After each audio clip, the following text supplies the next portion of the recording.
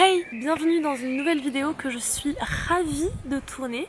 Je vous retrouve aujourd'hui pour parler un peu de philosophie, pour vous parler de Michel Foucault. En fait, j'ai fait un devoir pour les cours dans lequel je m'appuyais sur le tome 1 de l'histoire de la sexualité écrit par Foucault qui s'appelle La volonté de savoir et dans lequel je dressais des liens sur les concepts que Foucault développe dans cet ouvrage et sur la mode. Et je me suis dit que ça pouvait être intéressant de vous en parler. Je tiens quand même à faire mon petit disclaimer habituel quand je parle de philo. Je suis juste étudiante en philo, je suis pas du tout spécialiste de Foucault, de loin pas. Mais il y a quand même un certain nombre de pistes de réflexion que j'aimerais vous transmettre parce que je trouve que ça donne de quoi réfléchir et parce qu'il y a tout simplement des choses à dire. Alors on pourrait se dire que Foucault et la mode, ça n'a rien à voir, mais en fait il faut savoir que Foucault ça a été l'un des premiers penseurs à inventer le corps théorique, c'est-à-dire que le corps est devenu un objet de savoir grâce aux écrits de Foucault. Ça a été aussi possible grâce au contexte particulier dans lequel Foucault a écrit tous ses textes, un contexte dans lequel il y a eu beaucoup de requêtes politiques qui tournaient autour du corps. Les années 60, les années 70, c'était bien sûr la révolution sexuelle, la deuxième vague féministe, donc ça a clairement un lien avec mon propos. Le corps a pu enfin, grâce aux écrits de Foucault,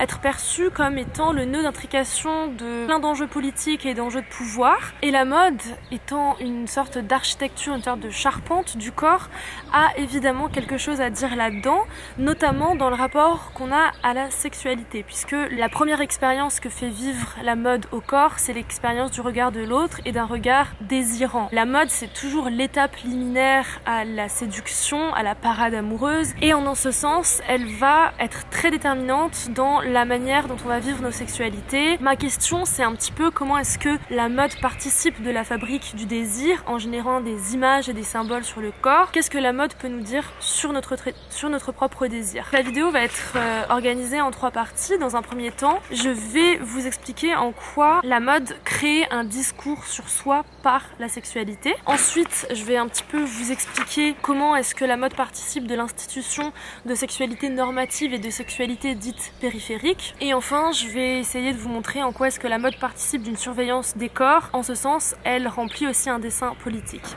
Alors d'abord, il faut savoir que dans son ouvrage, Foucault affirme que le propre de l'époque moderne, c'est bien de vouloir raconter sa sexualité, de vouloir dire son désir. Depuis le XVIIIe siècle, il y a une espèce de prolifération des discours sur la sexualité. Ça contrecarre un peu l'idée qu'on pourrait avoir d'une société qui admet que le sexe c'est un tabou, etc. Pas du tout, au contraire, il y a une espèce d'administration des sexualités au travers de la langue qui fait qu'elle devient un outil politique crucial pour instaurer l'idée d'une sexualité acceptable et bénéfique à la société. Ce que Foucault nous dit, c'est que à l'époque moderne, il y a une ramification des discours sur la sexualité qui révèle une cruciale obsession de nous autres personnages de l'époque moderne, qui est celle de se dire être de plaisir. Cette nécessité de se dire et de dire notre sexualité, c'est d'abord une nécessité qui est politique puisque elle permet à l'État de réguler la population, régulant donc la démographie,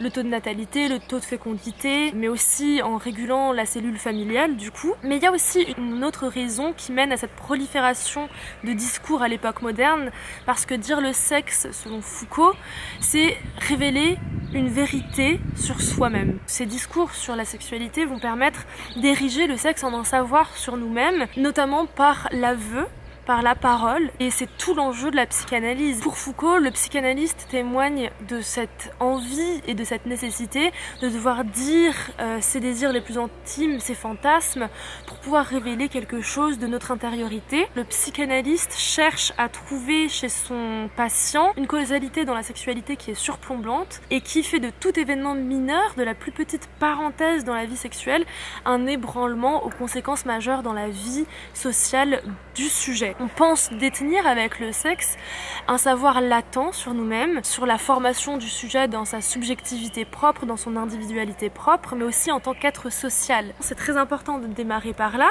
Il faut savoir que l'époque moderne accorde tant d'importance à la sexualité et à sa mise en mots, à sa mise en discours, parce qu'elle semblerait dévoiler quelque chose, un savoir sur nous-mêmes qui n'est atteignable que de cette manière-là, un secret qui serait récupérable que quand on met à plat nos désirs. Quel est le rôle là-dedans de la mode? La particularité de la mode, c'est que non seulement elle participe de cette mise en discours, mais aussi elle donne à voir les discours sur la sexualité directement sur les corps. D'abord, elle permet de donner à voir le désir et la séduction. Finalement, la mode nous indique un certain nombre d'indices sur la sexualité d'une personne, qu'il s'agisse d'un signe distinctif. Mon chien fait des bêtises. Qu'il s'agisse d'un signe distinctif, d'une règle, d'un interdit qui va être outrepassé par la parure, la manière de s'habiller. Ce qui est intéressant, c'est que là où il y a censure par le langage, la mode va pouvoir s'infiltrer puisque la mode donne à voir et ne se fait pas qu'au travers des discours.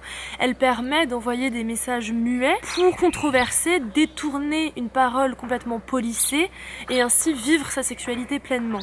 Elle peut choisir par exemple de remettre en cause complètement le dimorphisme sexuel, c'est-à-dire la différence physique entre les deux sexes, entre les deux genres. Elle peut aussi réinventer les rôles impartis à chacun des deux genres dans le processus de séduction. Elle peut aussi choisir d'encourager la synthèse des sexes avec par exemple la vulgarisation du pantalon, du jean, l'apparition de plein de figures androgynes, etc.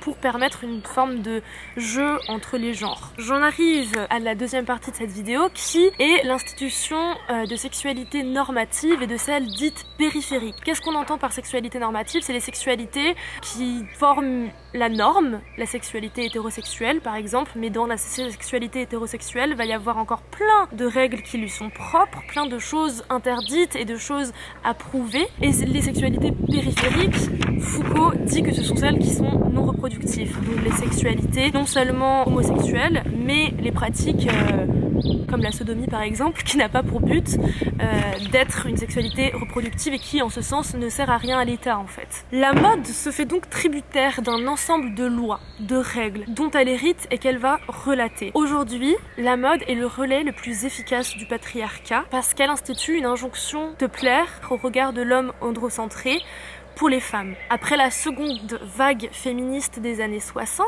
alors que les femmes ont su empiéter l'espace public parce que jusqu'alors elles étaient réservées à l'espace privé, au foyer, à tout ce qui relève du domestique, la seconde vague féministe a pu leur permettre justement d'avoir accès aux études supérieures et donc à des postes de responsabilité, mais aussi à une autonomie économique et financière, etc. Eh bien, la société patriarcale, il y a des moucherons, désolé, a dû trouver une autre manière de tenir les femmes sous tutelle et c'est ce que Naomi Wolf dans son ouvrage The Beauty Myth va appeler le beauty backlash, le retour de bâton de la beauté. Le prix à payer pour avoir ainsi investi l'espace public et s'être autonomisé, on va dire, eh bien ça va être de devoir se sentir en inadéquation avec son corps. La mode sert de contrôle social puisque elle va réfréner la prise de pouvoir des femmes et leur ascension sociale en drainant leur énergie et en les affaiblissant psychologiquement mais aussi financièrement parce que tout ça a bien évidemment un coût. Mais ça c'est très clair, on voit très bien que les pratiques esthétiques liées au monde de la mode et de la beauté sont là pour enfermer les femmes dans leur corporéité. Par exemple, le maquillage vise à seulement reproduire les signes d'excitation sexuelle. La bouche agrandie, les joues pourprées, etc. C'est quand même censé révéler certains stimuli qui se réveillent lorsqu'on entame une parade sexuelle amoureuse. Pour dire ça de manière un peu poétique, la mode va inculquer aux femmes une règle de soumission plus forte que les précédentes et plus insidieuse encore puisque elle va pénétrer au plein cœur de l'intime et c'est encore plus sournois parce qu'il y a un double effet. Déjà, de base, les femmes doivent obéir à plein de lois extrêmement difficiles qui les fait sentir qui les fait sentir décalées vis-à-vis de leur corps, mais parce qu'aussi elles vont être ridiculisées pour cet héritage culturel qui leur est légué. On tourne toujours au ridicule les sujets dits féminins, les sujets de la mode, les sujets de la beauté, etc. Les codes du patriarcat se lisent très clairement grâce à la mode au travers des corps, puisque les vêtements doivent correspondre à une thématisation des genres et aux valeurs qui sont destinées à chacun des deux genres. C'est-à-dire que la femme, ça va être une thématique de docilité, de douceur, de grâce qui doit se lire au travers du corps, alors que l'homme, ça va être une thématique de virilité, de courage, de bravoure, etc. Et ça marque la rupture définitive entre le masculin et le féminin. Face à toutes ces injonctions et cette pression constante qui est faite aux femmes, il y a certaines femmes qui vont avoir une attitude assez radicale et qui vont vouloir se soustraire à leur propre corps. Et là, on peut se rendre compte que tout ce qui est trouble du comportement alimentaire, ça correspond totalement à cette logique-là. C'est une logique qui en vient à détruire toute trace corporelle de la féminité, les odeurs, les menstruations, les cheveux, la sueur, etc. pour échapper à cette sexualisation permanente. L'anorexie correspond un peu à ce cadre-là, puisque l'anorexie, c'est une manière pour les femmes d'échapper à la linéarité temporelle qui leur est imposée. La notion de temporalité chez les femmes est extrêmement différente de la notion de temporalité vécue par les hommes dans leur vie, et ça c'est une idée qui a été exploitée par la philosophe Camille Froidevaux-Métry. Je vous conseille grandement de lire les articles dans lesquels elle exploite cette idée-là, je vous les mettrai en barre d'infos, parce qu'elle dit que la temporalité des femmes est vécue selon l'entrée et la sortie dans la fécondité. Leur existence est toute programmée vers la sortie de la fécondité, qui est une forme de dégénérescence, une forme d'obsolescence déjà programmée. La sortie de la fécondité, c'est en fait tout simplement la fin de la possibilité de la beauté et de la séduction, alors que les hommes vivent leur temporalité dans leur vie de manière complètement différente. Les hommes vivent comme s'ils étaient éternels, immortels, vu qu'ils n'ont pas cette pression de sortie de la fécondité qui les annule et qui les soustrait complètement au marché de la séduction, si je puis dire. Alors une solution, ça peut être justement pour les femmes de s'extirper de cette féminité que la mode sexualise à outrance pour ne plus être vue, pour ne plus être un corps disponible dans l'espace social. Sauf qu'on se rend compte de l'impact que ça a sur le corps féminin, puisque on arrive, avec notamment les troubles du comportement alimentaire, à vouloir se soustraire du désir, voire à l'anéantir complètement, parce que finalement l'anorexique redevient enfant et donc en ce sens régresse totalement dans sa possibilité à se dire un être de désir. Toutefois, la mode ne sert pas seulement de relais au patriarcat, parce qu'elle permet justement l'ouverture d'espaces de subversion pour pouvoir mieux vivre sa sexualité. Certes, la mode est une instance de contrôle qui régule les corps de manière hyper insidieuse, mais elle peut aussi être libératrice et créatrice justement d'espaces plus safe où on va pouvoir subvertir le genre, voire le parodier totalement. Ça se caractérise complètement dans l'identité queer, où la mode connaît un peu un enjeu à double tranchant. Elle permet aux personnes qui font partie de la communauté queer, de la communauté LGBTQIA+, de vivre leurs désirs comme ils ou elles le veulent, mais la conséquence qui en résulte, c'est une forme de stigmatisation et de réduction à son orientation sexuelle. La mode se trouve être à la croisée entre ces deux pôles, entre la libération et la réduction de l'individu à son désir et à son orientation sexuelle. Quand Foucault évoque dans La volonté de savoir la figure de l'homosexuel du 19e siècle, j'emprunte son vocabulaire, il établit l'individu comme étant un personnage. Tout chez lui va être amené à son orientation sexuelle. La manière d'être et l'apparence vont donc seulement accentuer ce qui, en tous les cas, est inscrit, je cite, sans pudeur sur son visage et sur son corps, parce qu'elle est un secret qui se trahit toujours.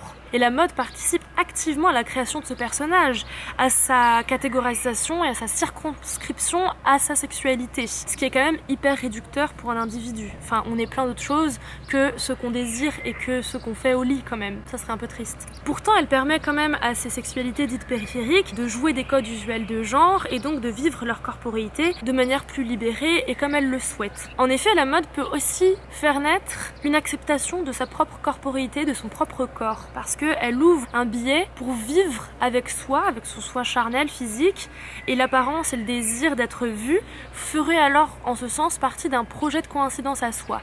Là encore, je vous renvoie aux travaux de Camille Froidevaux-Métry qui sont aussi extrêmement pertinents sur cette idée-là, en fait, sur l'idée qu'il faut pouvoir faire coïncider l'image de soi charnel et l'image de soi subjective qu'on a pour pouvoir vivre son existence de manière la plus cohérente et la plus pleine et totale possible. Le souci de soi, qui transparaît par la beauté et par la mode, font donc partie d'un questionnement existentiel et d'un appel qui est totalement gratuit, parce que je veux dire, là je me suis maquillée, j'ai mis des boucles d'oreilles, ça ne sert à rien en soi, c'est complètement gratuit comme artifice, et ça répond à un appel quand même que chacun a face à son miroir. Dans cet épisode journalier, on va se construire et on va vouloir s'accepter, puisque de toute manière il y aura toujours une image de soi à projeter dans le monde, dans la société, et puisque le regard de l'autre va toujours être l'étape préliminaire pour entrer dans une potentielle séduction, il faut accepter par la mode le jeu des représentations du corps et pourquoi pas carrément en jouer et prendre du plaisir à ça. Enfin, troisième partie de la vidéo, j'aimerais voir en quoi la mode est une forme de gouvernementalité et remplit un dessein politique en ce qu'elle permet une surveillance des corps. Et là, on va attaquer un point qui est assez compliqué à comprendre dans la philosophie foucaldienne, qui est son concept de biopouvoir, dont j'avais déjà un petit peu amorcé l'analyse dans ma vidéo Les philosophes ont-ils du style. La mode s'inscrit toujours dans des rapports de pouvoir intersubjectifs et relationnels en ce qu'elle touche au corps et à l'individu. Il y a toi, il y a moi, et il y a la mode entre qui donne la première impression que je vais avoir de l'autre et vice versa en fait. C'est un espèce de regard équivoque qui va amorcer peut-être une rencontre ou pas au contraire. Elle intègre donc ce que Foucault appelle les disciplines anatomo-politiques du corps humain. Le politique investit l'objet même de son pouvoir, c'est-à-dire l'individu, la vie. La vie va devenir en fait ce que l'État va vouloir chercher à réguler, à contrôler dans la société moderne. Un tel type de pouvoir se réfère à une manière de vivre, d'où le lien très fort avec la mode. C'est en ce sens qu'il faut analyser la mode comme gouvernance, comme instance régulatrice. Le biopouvoir, selon Foucault, a permis l'instauration du capitalisme, insérant de cette manière-là le corps au cœur même de l'appareil productif capitaliste. Les corps deviennent ainsi des acteurs, mais aussi des finalités, des processus économiques. Il y a par le biais de la mode une espèce de réduction des individus à leur propre corps qui doivent être toujours classés et catégorisés, puisque pour que le biopouvoir puisse faire effet, il faut instaurer dans la société un certain nombre de normes. Il faut que ce soit une société normalisatrice, une société qui est régie par une technologie de pouvoir articulée autour de la vie, où la vie est toujours remise en question en tant qu'objet politique. Or, quelle meilleure machine que la mode pour conduire le corps et donc pouvoir accepter ou pas ses interactions avec les autres et pour pouvoir ainsi gouverner les sexualités qui sont dites acceptables et celles qu'on va vouloir justement omettre. Donc j'espère que vous avez saisi un peu l'enjeu que peut avoir la mode dans un tel dessin politique et que la mode en fait elle va complètement dicter nos manières de vivre nos sexualités, voire elle va carrément annuler certaines possibilités de sexualité. Voilà, c'était quelques pistes de réflexion qui m'ont été inspirées par la lecture du premier tome de l'histoire de la sexualité écrite par Foucault. Il y dit tellement de choses en une vidéo, c'est impossible d'être assez clair ou assez pertinente pour pouvoir tout dire. J'ai écrit un article sur mon blog qui vient un peu compléter cette vidéo et dans cet article je lis 2 conférences qui ont été écrites par Foucault sur l'utopie et l'hétérotopie et j'essaye de rapporter ça à la mode. Ça me pousse à penser les images et les symboles et l'imaginaire qu'elle va pouvoir créer au travers de notre corps. Dites-moi en commentaire si vous êtes d'accord avec ce que je vous ai raconté un peu. J'espère vraiment avoir été claire et concise, mais c'est des vidéos qui sont compliquées à tourner parce que à l'oral c'est vraiment difficile de transmettre des concepts aussi compliqués et riches que ceux qui sont déployés par Foucault. Dites-moi si ce genre de vidéo vous plaît aussi, si vous aimez bien que je parle plus de mode en lien avec la philosophie, parce que quand j'étais en 3e année d'études supérieures, j'ai écrit un mémoire sur la notion d'altérité et d'éthique chez Lévinas en lien avec l'industrie de la beauté. Lévinas est un philosophe contemporain du XXe siècle, donc j'ai vraiment de quoi faire étant donné que j'essaye de disséminer de la mode un peu dans tous mes mini-mémoires et dans tous les essais que je dois rendre pour valider mes semestres depuis que je suis née. Si ça vous dit, why not continuer sur cette lancée et why not même faire un petit récap de mon mémoire de L3 dans lequel je parlais de philosophie et de mode et dans mon annexe il y avait carrément des photos de Kim Kardashian. Yes. En tout cas, on peut se retrouver sur mon blog et sur ma page Instagram comme d'habitude. Je vous souhaite une bonne journée, une bonne soirée et je vous dis à très bientôt. Bisous.